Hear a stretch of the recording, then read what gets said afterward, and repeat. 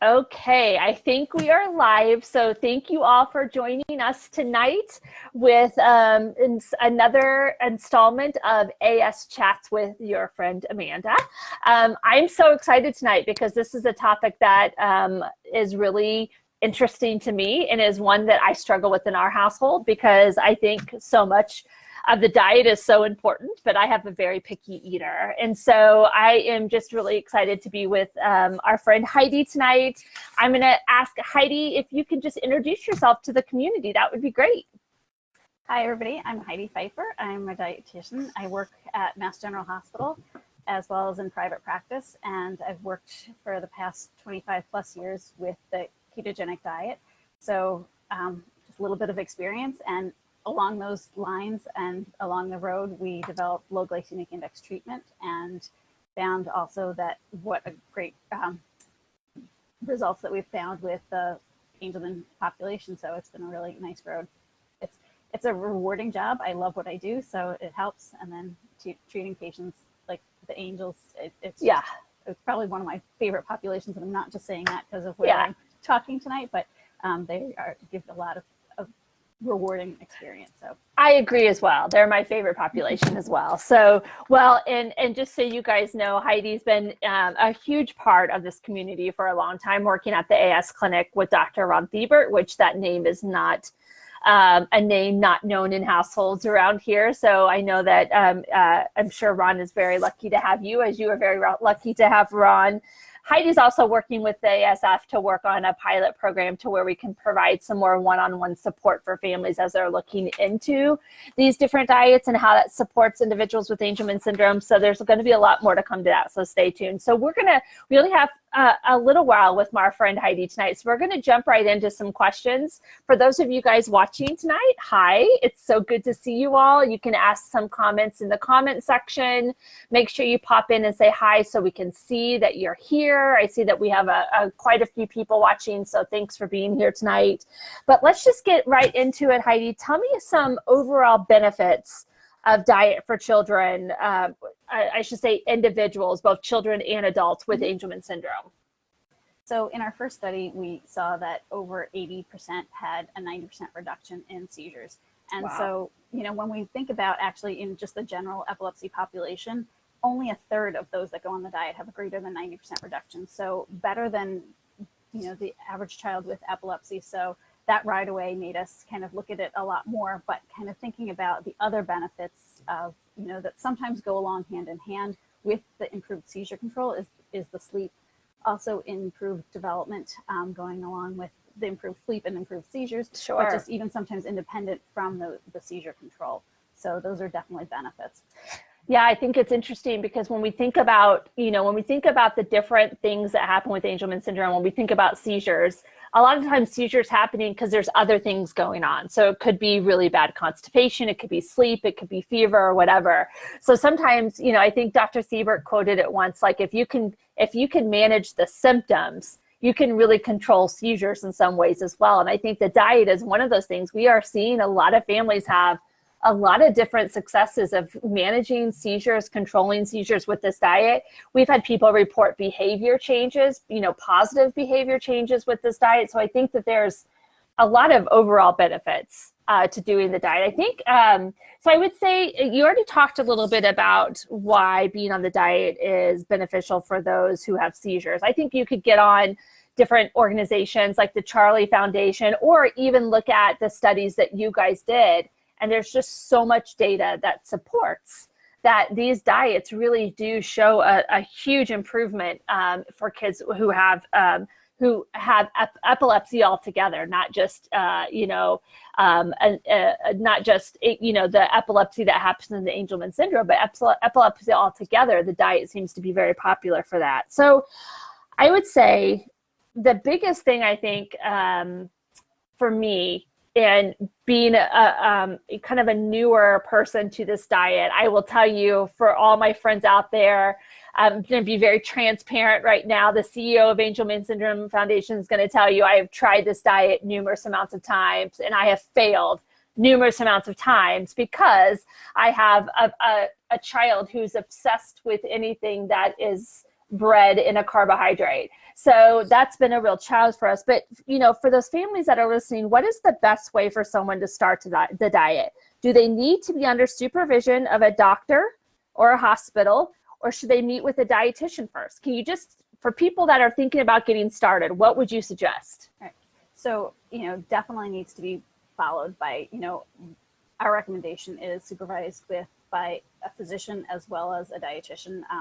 Physician, you know, with Dr. Thiebert, I work really well together, managing both aspects. You know, treating these kids, it's global, so it's not just one thing or the other. It's really working together to treat the full child, or adult.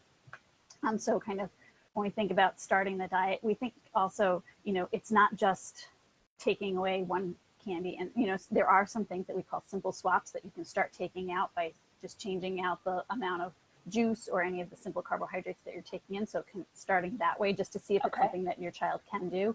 But I would stop there before seeing anybody and making really bigger changes, because when we think about what is the diet, so the diet is based off of, you know, hundreds of years ago. Actually, this year is the centennial of the ketogenic diet being used in the treatment of epilepsy. So perfect day to have this, right? Not quite today, exactly, but this year. So it's a little bit something to celebrate. So thinking of how the diet came about is that, you know, it was used for fasting, was used as a treatment for epilepsy. So, and then they said, well, obviously fasting, you know, isn't going to work for long-term treatment. So what can we do? What does the body do during fasting? And what can we do to kind of mimic that starvation state? And so two ways you can do that is you can either you know, now a big thing is intermittent fasting. Obviously, we're not going to be doing that with these kids. But also, you know, when we switch by using higher amounts of fats and lower amounts of carbohydrates, you're kind of tricking your body into thinking it is fasting or starving, in that it's using its fats as its energy source versus its carbohydrates. And so this is a huge metabolic shift. And so that's why you really want to be followed closely by a dietitian and a doctor, because you're going to be looking at labs to see what, you know, in that shift, you're not only changing over from using your fats from your carbohydrates to using your fats, but also there's, you know, this balance, also your acid-base balance. And so that can be thrown off as well. And so, you know, and monitoring weight too, making sure the children are growing adequately. As we know, even that can be a stressor, which can exacerbate seizures and not have as positive of an outcome. So. Yeah, I think, you know, for a parent who is trying to get started, I mean, can you give like a sense of hope of like that this type of diet or this type of looking at, you know, helping with seizures or helping with other symptoms, that it can be something that can be started at any time in a child's life? I know it may be harder once they're older and they develop their taste buds, but can you give a sense of hope, like for someone who's out there who maybe has an individual with Angelman syndrome who's 15 now, and they're like, you know, this could be a really good thing for my child, but can I start now? Absolutely. So I think, you know, I never say never. And, you know, I gave up long ago figuring out who's going to be the best candidate from like just looking at their, you know, intake forms. You know, we've had kids that are at 400 grams of carbohydrates. That was somebody literally who just drank smoothies all day, and like berries. And so, way high. But, you know, even that person, we're able to transition over. So it's really just working with each individual, seeing what works best for them. Even if it's just kind of altering what they're taking in small steps. And so if you wanted to start that way, you can do that. But kind of, I'd never say if you're too old to start. If you're having seizures or want to look at other benefits that the diet provides, it's never too late to start. That's good news, because I always feel like I start and then I'm like, I can't do it anymore. I can't, it's too much. The way we think of it also is it is a healthier way of eating. You're really taking out a lot of the processed foods. A lot of, you know, when we think about shopping the grocery store, you're shopping the periphery, you know, not the packaged foods as much, shopping, you know, fruits, vegetables, and those are the mainstay of the carbohydrate allotment. So a little bit healthier. So in my mind, I think of like, when I'm trying to do this with Jackson, I'm like, okay, like he loves peanut butter and jelly. So what I could do is switch out the bread to be more of a low sugar bread. I could do a no sugar added jelly. and then like some low-fat peanut butter or whatever. I mean, is that silly to think that way? Am I just totally missing the mark of getting started, or? Not at all, but just in the little details. And that's, I think with the diet, a lot of it is, so you mentioned peanut butter, so just making it sure it's a sugar-free peanut butter. The sugar-free jelly probably has things in it that he shouldn't have, like artificial sweeteners. Yeah. That could be another topic a little bit, but also, so just instead of that, so sugar-free peanut butter, low carb or appropriate bread, and then instead of having the jelly, just squishing either raspberries or slicing strawberries or things like that that he can have on that, or even just if you wanted to have some frozen strawberries and then just melting them down. Okay. And if he needs a little bit more sweetness, even adding in a sweetener to it. A sweetener. See, well, I'm getting close. I'm getting close, right? Okay, so one of the questions we had was, I know some parents worry about diet and their children gaining weight or have fear of the high level of fat intake. How can you make them feel better about this? So everybody equates. If you can. No, absolutely. So everybody equates, and I think this is also part of, how we were raised, that fat makes you fat. Fat is unhealthy. Fat is good. Your brain really likes fat.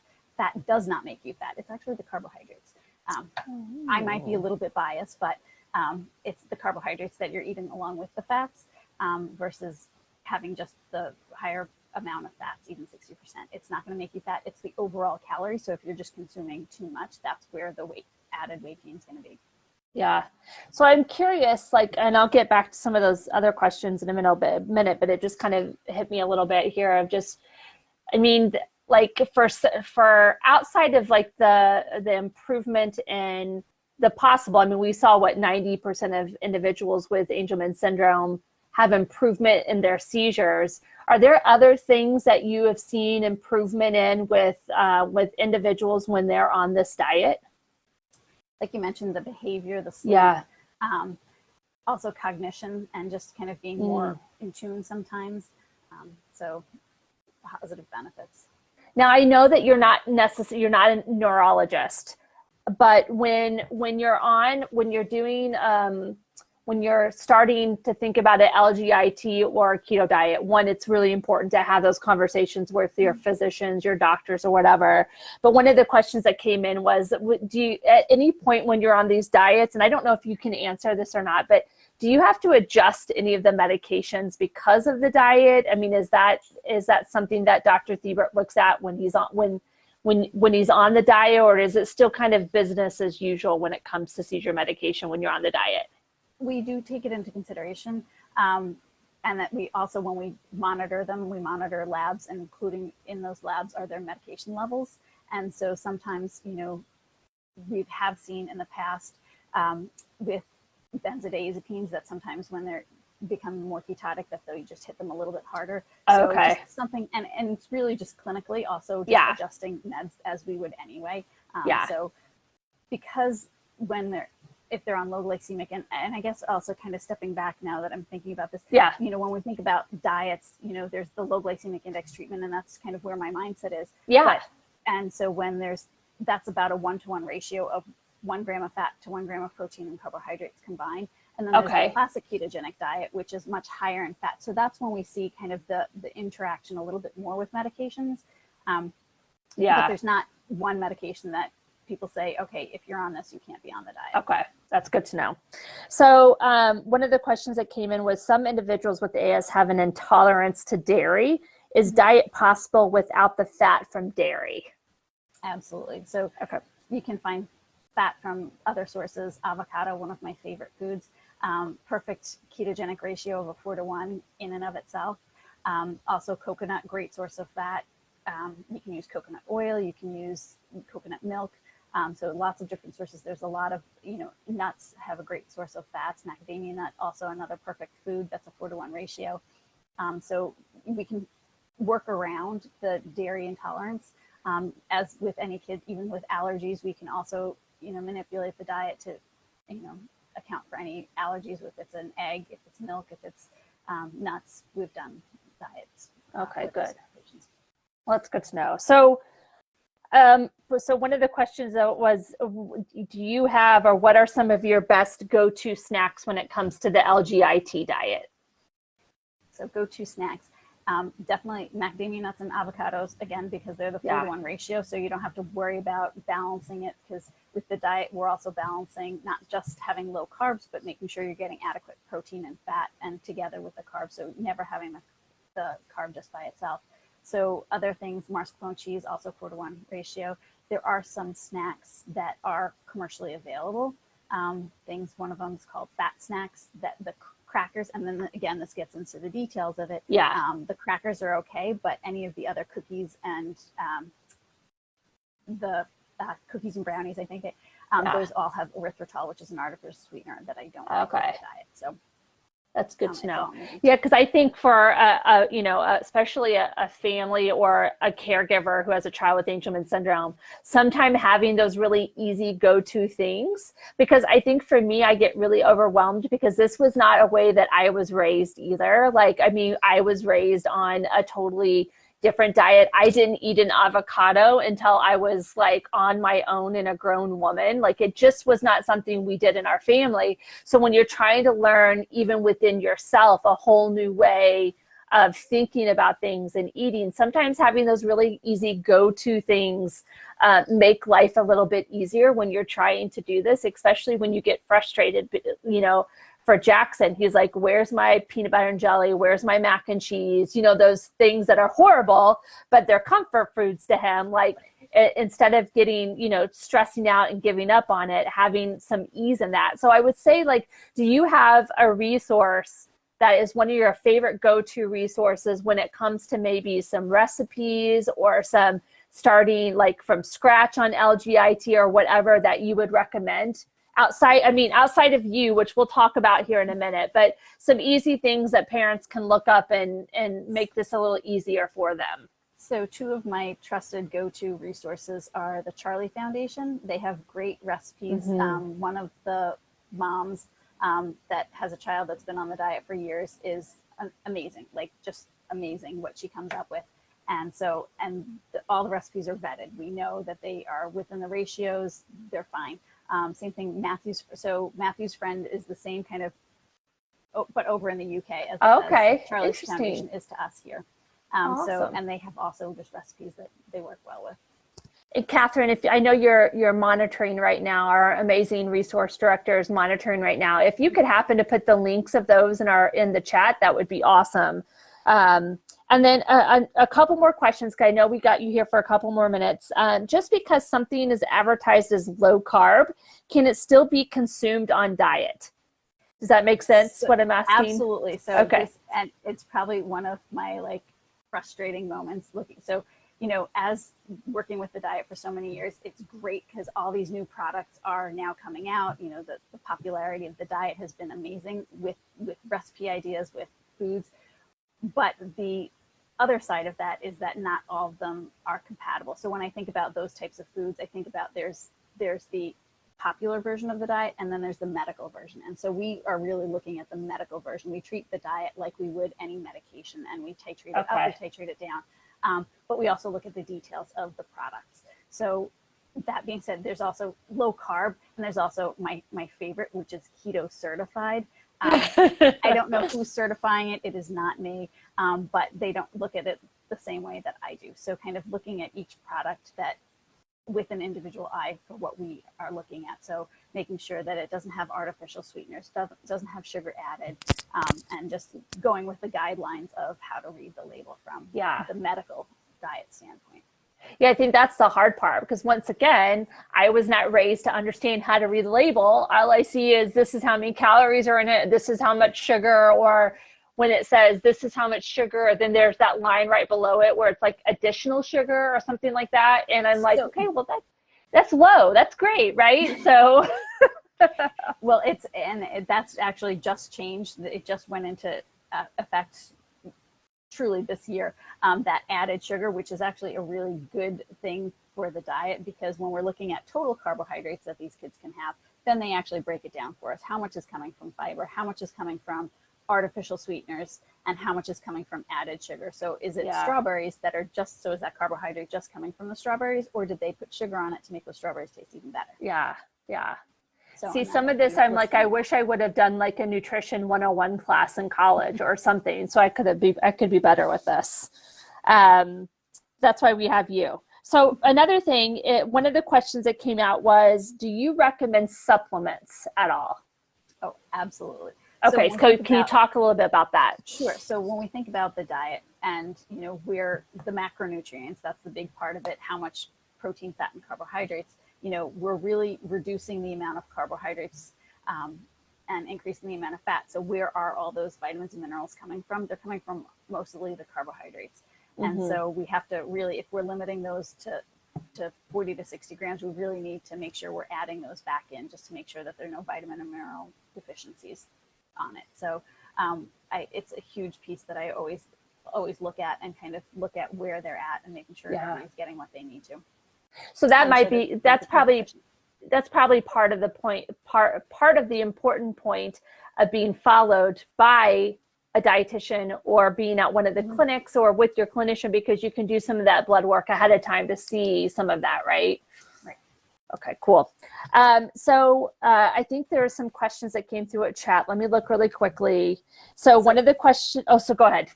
Actually, the other point, I was going to say, while you're looking at that, is that supplements aren't always created equal. So also kind of my other thing that looking at labels is that this whole supplement market is not regulated. And so not every supplement's created equal, and they don't have to have what they say in it unless they actually have a little seal on it that says, like a USP seal. So they're different brands, and that's why I also recommend different brands, because we've looked into what they have in them and that they actually have what they say they have in them. Well, and I can tell you one thing, walking into a supplement store is about as stressful as walking into like a Chuck E. Cheese, because there's just too much. Like if you want a melatonin, you have 90 million different options for a melatonin. So, so that's interesting that once again, like you said, that there are so many different supplements out there, and some of them may not even be the right ones. That's terrifying. So someone had mentioned that their child's ability to attend task has been much better on the diet. So that's really, really exciting.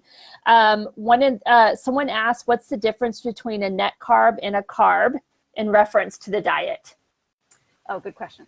So a net carb and a total carb. So net carb is actually a manufacturer-driven kind of thing.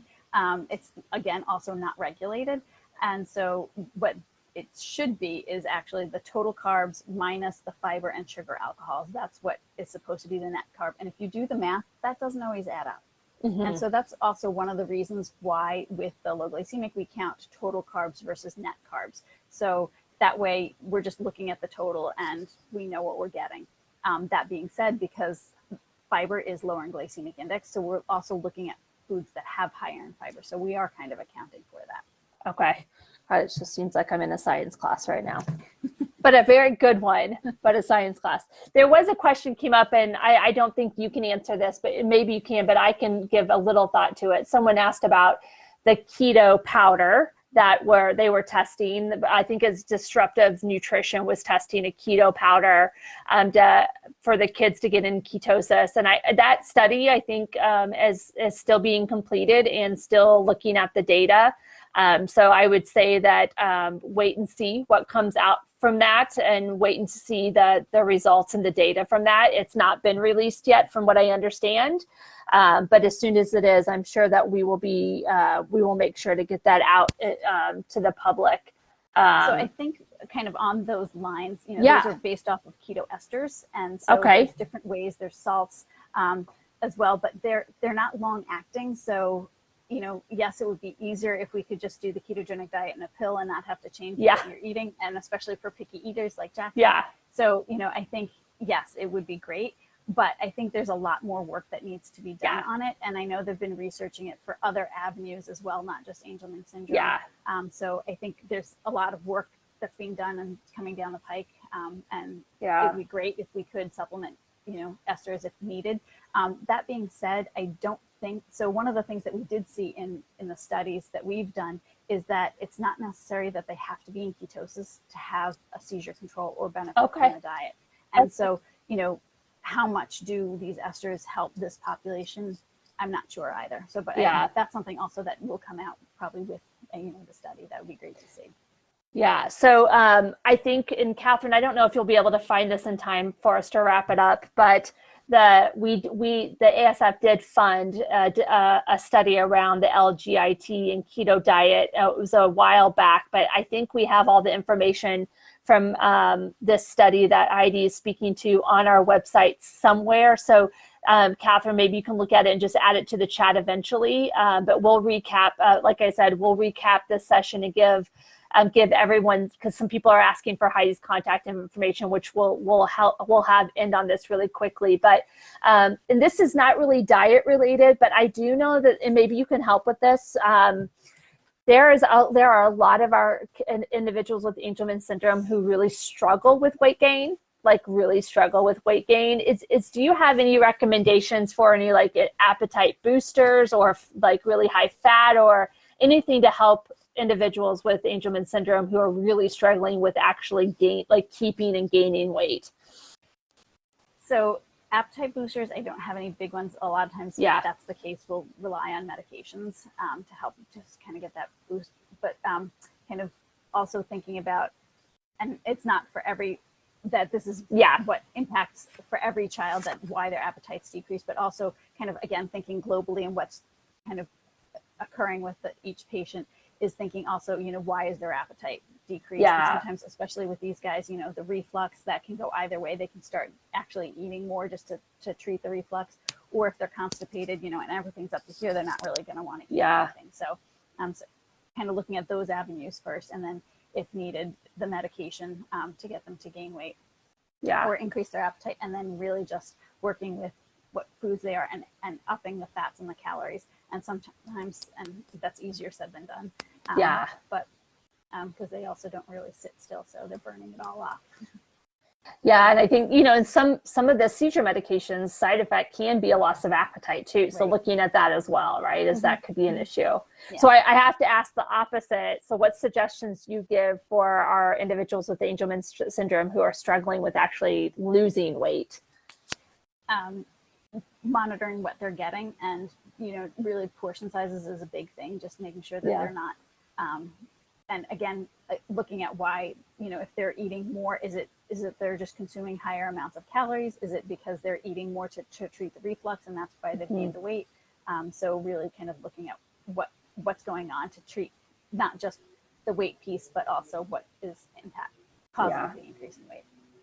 So Heidi, I know we only have a few more minutes here, and I want to make sure to just let people know the resources that we have and that you have to support this. The great thing is Catherine's already put the study in the chat, but she's also put Heidi's information to her website. And so I wanted to I'm going to let her talk about that and some of the services she can provide, but also let you guys know that this is obviously Heidi works with the ASF AS clinic at MGH with Dr. Siebert. So, we could work on getting consultations and appointments set with you. But Heidi, tell us a little bit about what you're doing and what you can provide and how people can connect with you to help in this journey for them. So because we know that not everybody can make it out to Mass General, kind of being able to provide that service and knowing that, not every center has a dietitian, or not every person is in the place where a dietitian is local or able to get to. So one of the reasons why I set up my private practice was also to treat those that can't get to where they need to be, or are outside of, if they're adults, or so kind of providing the same type of treatment via virtual visits, and just going through diet, and treating each individual patient. So now, and you can see anybody from anywhere in the United States. Awesome. So the link is in the website on the chat box there. Heidi will also be doing a full session at our conference in August, so you could definitely come back and check her out there. If you want to get in contact with her, I would highly suggest it. She has been pivotal for so many of our families, and especially for our family here at the Moore household. Even though we still struggle, it's not because she doesn't know what she's talking about. It's because the Moore family and Jackson are stubborn, but we love him for that, and, and is willing to give us a run for our money every once in a while. But Heidi, we just want to thank you for all that you do for the community. We could talk to you all night long, but we know that you've got a life to get back to. But thank you so much for all that you do. Thank you everyone who showed up tonight. I hope you are enjoying these AS chats with Amanda. And Heidi, we'll see you in August at the conference. Excellent. Thank you so much, everybody, for being here, and thank you for having me on. Absolutely. Have a good night, everyone. Bye. Good night.